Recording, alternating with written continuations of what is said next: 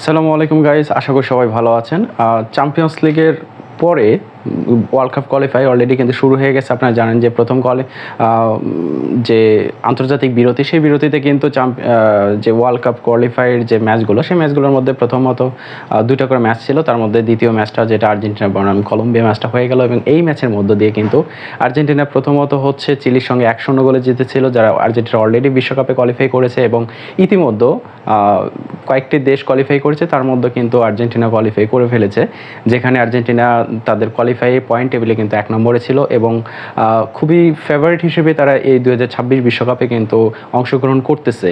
আর যদি আমরা আজকের ম্যাচটার কথা বলি, যেখানে হচ্ছে কলম্বিয়ার সাথে আর্জেন্টিনাকে কিন্তু প্রচুর স্ট্রাগল করতে হয়েছে, যেখানে কলম্বিয়ানরা প্রথম থেকে আর্জেন্টিনাকে খুবই চেপে ধরেছিল, এবং একটা পর্যায়ে দেখা যাচ্ছিল যে আর্জেন্টিনা তারা হচ্ছে হয়তোবা প্রথম গোলটা খাওয়ার পরে লুইস দিয়াস যেভাবে প্রথম থেকে অ্যাটাক করতেছিল, এবং লুইস দিয়াসের এক একটা ড্রিবলিং এবং কাউন্টার অ্যাটাক প্রথম থেকে যেভাবে করতেছিল, এতে বোঝা যাচ্ছিল যে একটা সময় পরে আর্জেন্টিনা হয়তো বা দাঁড়াতে পারবে না।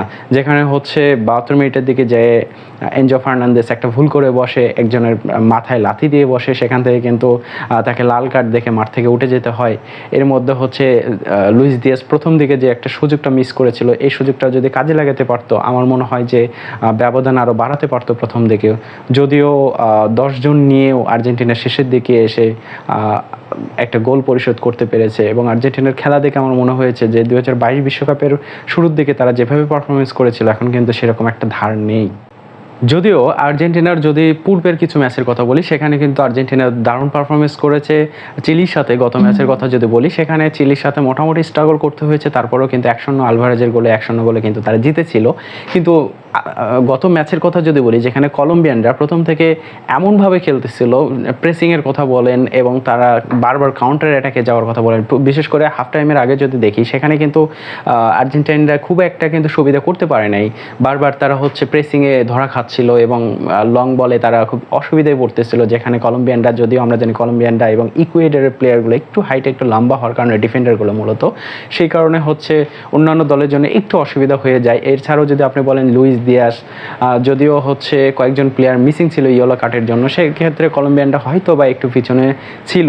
তারপরেও এবার বিশ্বকাপে কলম্বিয়ানরা ফেভারিট হিসেবেই কোয়ালিফাই করবে তারা, যদিও তারা হচ্ছে এই পর্যন্ত 6 নম্বরে পয়েন্ট টেবিলে আছে, 5 নম্বরে উরুগুয়ে আছে।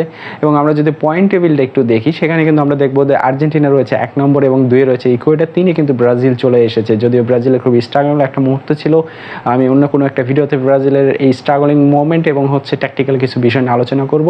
এবং আজকের ম্যাচে আপনার কাছে কেমন লেগেছে, এটা অবশ্যই আপনারা কমেন্ট বক্সে জানিয়ে দিবেন। আশা করি ভিডিওটা ভালো লেগেছে।